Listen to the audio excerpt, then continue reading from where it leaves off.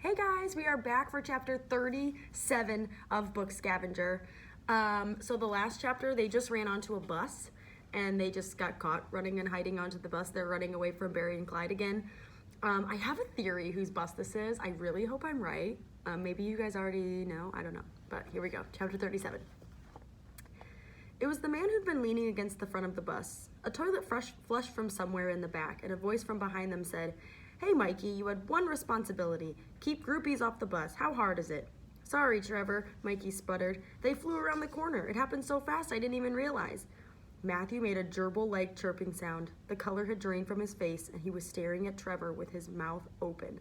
"Trevor? As in, oh my gosh!" Emily clasped both hands over her mouth and completely forgot there had been a madman book collector on the hunt for them.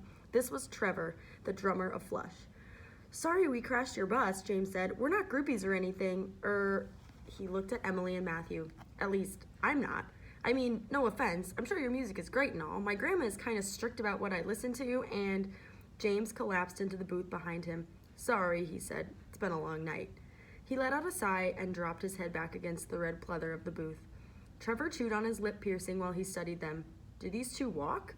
Do these two talk?" he asked James. Emily dropped her hands from her mouth. "Sorry," she said meekly. "I have never met anyone famous before." Matthew let out a gerbilish chirp. "My brother is seriously your #1 fan. He's not normally like this." Matthew sputtered. Five Spade. I'm 5 Spade. Trevor raised his eyebrows. "No way, you're 5 Spade? I thought you'd be older. No offense, man, but that Lego domination video was sick. I thought you for sure were in college at least." Trevor dropped his guard stance and shook Matthew's hand, pulling him in for a back pat too. "Man, this is a trip," Trevor said. He went to the curtain and called behind it. "Zeke, Liam, Neil, check out who's here." A guy with a stubbly beard and tousled brown hair slid aside the velvet curtain and walked out, barefoot and in jeans and no shirt. "Zeke," Matthew said. "Sup?" Trevor gripped his arm. "Zeke, guess who this is?" Zeke looked Matthew up and down. "Liam's cousin?" he said. "No, man, 5 Spade. Can you believe it? Lego domination?" Zeke nodded. "Sweet." Emily knew her brother was as shocked by this as she was, because she hadn't taken the opportunity to say, "I told you so," and rub it in her face that the members of Flush really did know who he was. She dropped her backpack to the floor and sank into the booth next to James. Trevor's enthusiasm and cheer helped temper the stress from dealing with Mr. Remora. James stared out the window. "See anything?" she asked. He shook his head. "They haven't come down the street. We lost them." They'd gotten away. Emily puffed her cheeks up and blew the air out slowly. They were safe now, on a tour bus with Flush, of all places. All the members of Flush were in front of the bus now, greeting her brother, a.k.a. 5 Spade. Neil opened the mini fridge and tossed around sodas. Liam hopped on the counter and started playing with a Zippo lighter, flipping it open and spinning in his hand so it closed. Trevor was saying, "So Frisco's your home base, 5 Spade?" Matthew nodded. "For now, but don't call it Frisco. Locals hate that." Emily released her grip on the gold bug, flexing her fingers. She'd been gripping it hard for so long the linen cover had left an impression on her palm. Gently, she ran her fingers over the top. She tilted the book this way and that, watching the light play off the golden beetle. The last clue had been scarab, but so far she couldn't spot anything unusual about it. "What do you see?" James whispered. Emily shook her head. "Nothing." She opened the cover and scrutinized the inside scarab. A tinier version than the cover beetle, drawn in black ink. No numbers or letters or symbols printed around either one or hidden inside. Maybe she was wrong. Maybe the scarab clue had nothing to do with the book. Emily sagged at the thought of this. To have gone through all that drama for nothing? What had she gotten her brother or James hurt? And all for a book that didn't hold the answer she assumed it would. What would Mr. Remora have done if they hadn't escaped? These thoughts spiraled in Emily's mind while she zoned out, watching Liam flick open his Zippo with a lit flame and then whip the top closed. The flame reminded her of the gold bug story, where a message is revealed when parchment is heated up. Emily looked down at the black beetle and back to Liam. "Could I borrow that?" Liam looked scandalized. "You can't smoke." Emily blushed. "No, it's for an experiment." Liam somewhat reluctantly held out the lighter. She tried rubbing her thumb against it like she just watched him do to make the flame appear, but she couldn't make it work.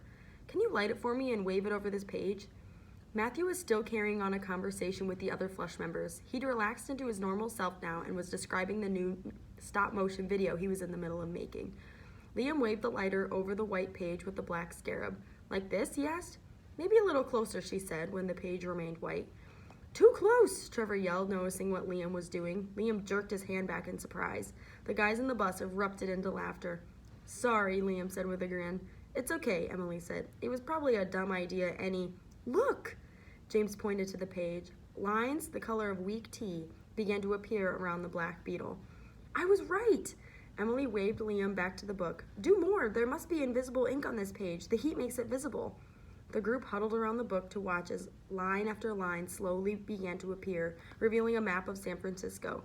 The beetle marked a spot on the map labeled Portsmouth Square, RLS.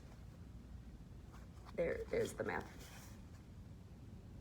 Okay, this is really exciting. That's it, we have to go there, Emily said. Right now, Matthew asked. I don't know, Em, James said. In a low voice to James, she pleaded. It's the end of the game, it must be. This is the treasure map that marks the spot. We lost Mr. Remora. He doesn't have the gold bug, and he doesn't know about this map or have any idea where we'd be headed.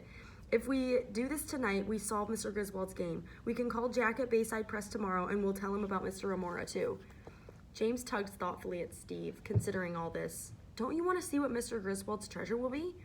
Finally, he nodded. She stood up from the booth. We're leaving now, she said. Tonight? Matthew asked. His face looked pained, like she was telling him he couldn't have a puppy. You don't have to go, Emily said. I know you have your ticket. Matthew gnawed on his lips, staring at the map. Finally, he shook his head. Meeting you guys was cooler than anything I could have imagined, he said to the members of Flush. He turned to Emily. But I'm not letting you two go off by yourselves. There'll be more concerts. I'm on your scavenging team whether you like it or not. Trevor clapped Matthew on the back. You're a good bro. We're heading backstage in a minute here. You guys can borrow Mikey and he'll drive you over, but you'll have to get your own ride home. And don't worry, Five Spade, Trevor said. We'll hook you up. That's the end of chapter 37. Oh my garnet. This is so juicy. We have a map. Are we really at the end of the game? Hopefully. Okay, see you guys next time. Bye.